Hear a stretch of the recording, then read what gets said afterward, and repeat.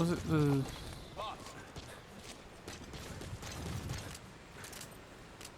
Oh, yeah, I need to actually equip it. Yeah. Now, let's try this hoe out. Damn. The sound... Did I kill him? No, I definitely did not kill him. Ugh. The sound effect that goes with it, though. That is godlike.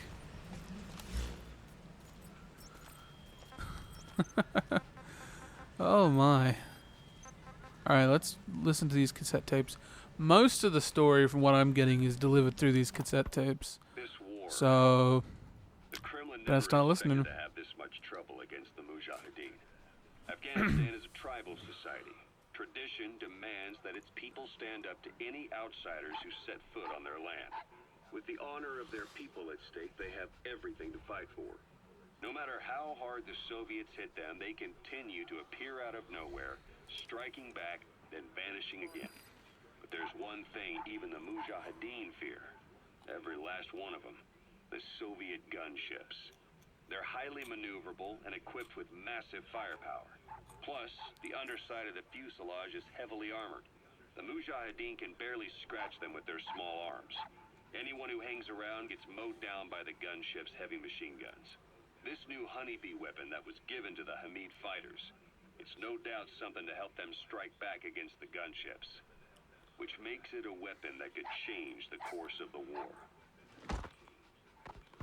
Those guerrilla fighters known as Mujahideen don't actually belong to a single organization. Afghanistan is a multi-ethnic country. You've got the Pashtuns, the Tajiks, Uzbeks, Hazaras, and each of them is split into their own tribes, large and small. Each ethnicity has several rebel organizations that their various tribes gather under. They're united under the banner of jihad. That doesn't mean they work like a single standing army. Just look at the area around Smasy Fort. A lot of Tajiks used to live there, but they fled after the Soviets started their Scorched Earth campaign. With the area uninhabited, the Hamid fighters, who are Pashtun, decided to move in. The Hamids are based out of the city of Peshawar. We passed through it on the western edge of Pakistan. The Pashtun people have long lived in Afghanistan and western Pakistan. They used to travel back and forth frequently. Then Britain went and established the border that still stands today. The Hamid fighters get generous support from the Pakistani government. The government wants to use them to secure influence over Afghanistan. Their liaison with the Hamids is Inter-Services Intelligence, and behind the ISI, you have the CIA. That's probably how the honeybee ended up in the hands of the Hamid men. I had the R&D team analyze the honeybee. How? The CIA wanted it with everything intact. They took it apart to look at it. Then they put it back together. Everything intact. That's the R&D boys, all right. Turns out the honeybee's homing capabilities are a cut above previous manpads. It can detect a broad range of infrared wavelengths, and even ultraviolet for supplementary guidance. Hence the name, huh? Right. Honeybees rely on UV light to fly. With this device, flares don't do the target any good. That's why the Soviets are losing so many gunships. And why the CIA was so desperate to get it back. It wasn't just about preventing the Soviets from devising countermeasures. What if the likes of Iran got their hands on it? American aircraft would be put at risk too. We can use this tech to develop our own portable missile. That'll give us a huge advantage. It'll take a little time before the analysis results can be applied to actual implementation. But we'll keep moving with the research.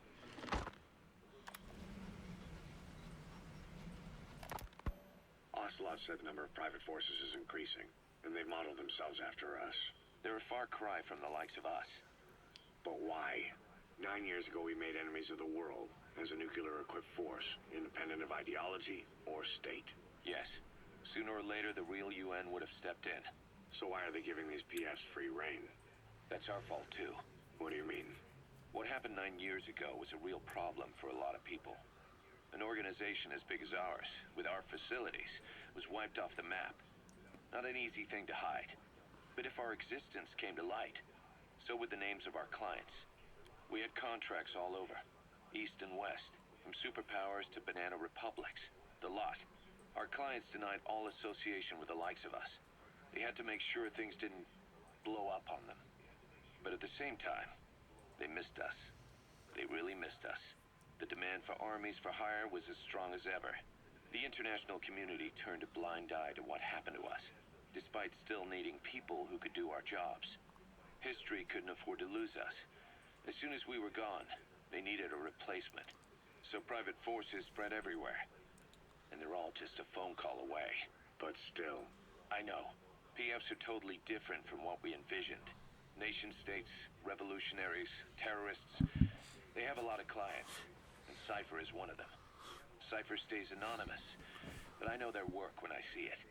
In the eyes of those clients, the world's PFs are all just expendable pawns. The clients don't have to worry about losing their own men. Nobody knows they're involved. And PFs are cheap.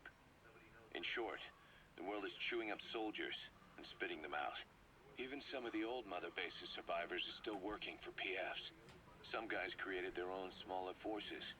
Others were taken on by emerging PFs. Everybody's gone their separate ways. But none of them are living their dream, because they're not fighting with you. Of course, I tried to headhunt as many of them as I could for Diamond Dogs. It was all a waste of time. They said they weren't interested without you to lead them. But now you're back. And everything's gonna change. We'll unite all private forces under you, transcending nations and economies. What is a nation? Just a patch of dirt. The bonds among us will surpass nations. And that's what'll put the world under our control. We'll establish a new kind of country. Redefine the very concept of it. Even Cypher will be below us. An extraterritorial federation of military nations. The United States of Force. We were lucky to get our hands on that cyborg arm developer. There's no one in Diamond Dogs who can so much as maintain that thing. Bionic arm, not cyborg, if you go by what he calls it. But you're right, the East is light years ahead in bionics. They can even detect through the skin the slight electrical signals. Diamond Dog's intel team specializes in information gathering, mainly HUMINT and SIGINT. They plant scouts and moles in the field. These operatives will blend into the local populace and work under the guise of a resident, or disguise themselves as travelers and ask around for information. They observe targets using various hidden bugs, cameras, and transmitters, and by tapping their satellite and phone communications. Analyzing all this information creates a clear picture of how wars and the PFs fighting them are changing. This data can also be used for threat assessment when deciding whether to accept contracts from certain clients. And during missions, the intel team keeps track of target locations and produces FOM predictions, reporting mission-critical information based on real-time remote observation of changes in the AO. What you hear from us over the radio is based on how we interpret the data gathered at the command platform. However, intel team operatives go unarmed in almost all situations to avoid revealing themselves to the enemy. Some will carry a knife, but most have nothing at all. As such, don't expect them to help you take on heavily armed adversaries like PF soldiers. Think of them as entirely passive in the hot zone. Plus, they use all manner of techniques to remain inconspicuous in the field. If you ever spot one, you'll have some serious explaining to do. So remember, their specialty is espionage. They may not be of use in a firefight, but when it comes to intel, they're pros. Please landing zone confirmed. Okay.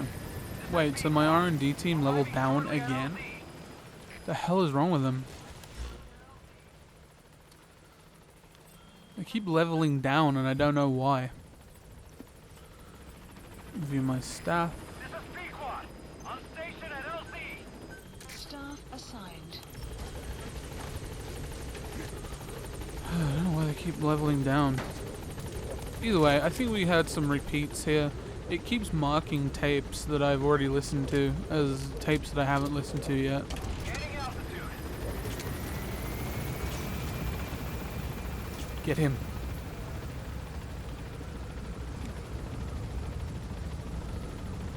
Haha, got him.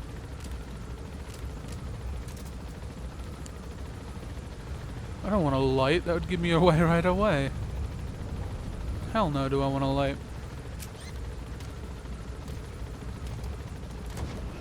Quite a triumphant base, really. Let's hope we can upgrade it so it looks even more baller.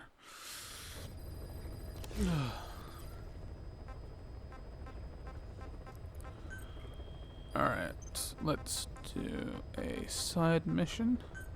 Please select I want to landing do this one. And I can land pretty much right next to it. Which is Heading to Afghanistan. pretty much what I'm going to do.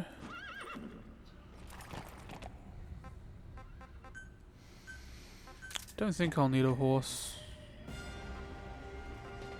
Bye-bye, horsey. Yeah, I won't really need a horse for this one.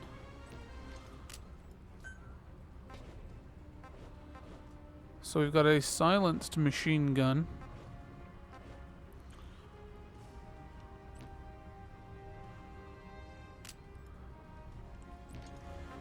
With a rocket launcher.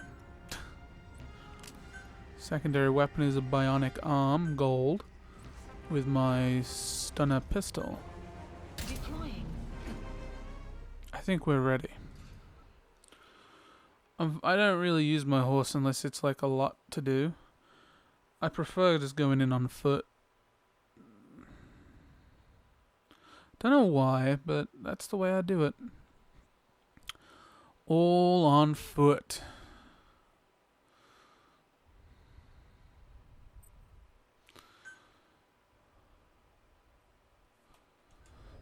Okay. Boss, this is important. So let's see what this mission is all about. Sniper at large in the Afghan wilderness. The Soviets call this sniper Tihi. Quiet. There are never any sightings, and only corpses are left behind. The Soviets have already lost a number of officers. You'd, best watch your step. Side ops list updated. Mother base is now in plant expansion complete.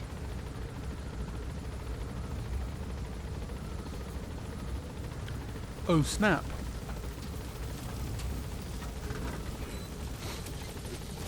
So quiet is our target.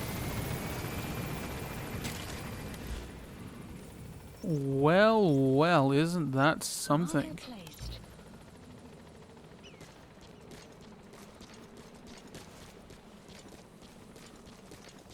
Wait, what the hell was that hospital all about?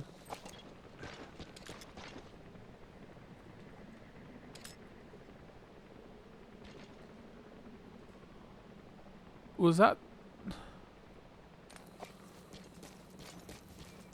That surely wasn't the place in the beginning of the game. Surely you jest.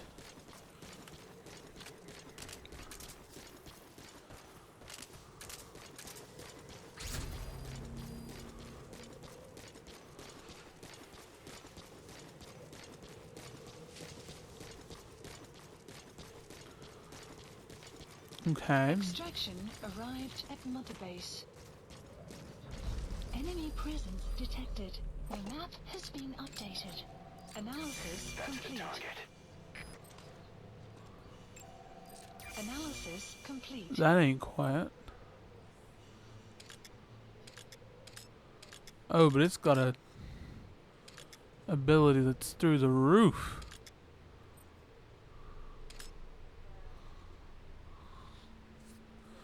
They're also pretty highly armored.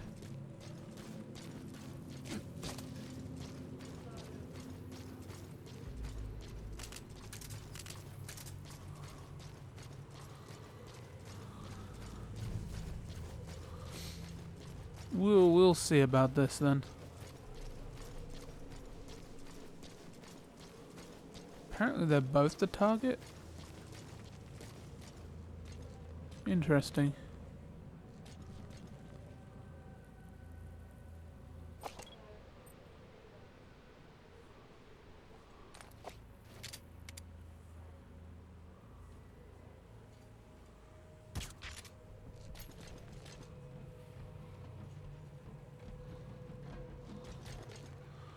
Yeah, I can get in their arms at least.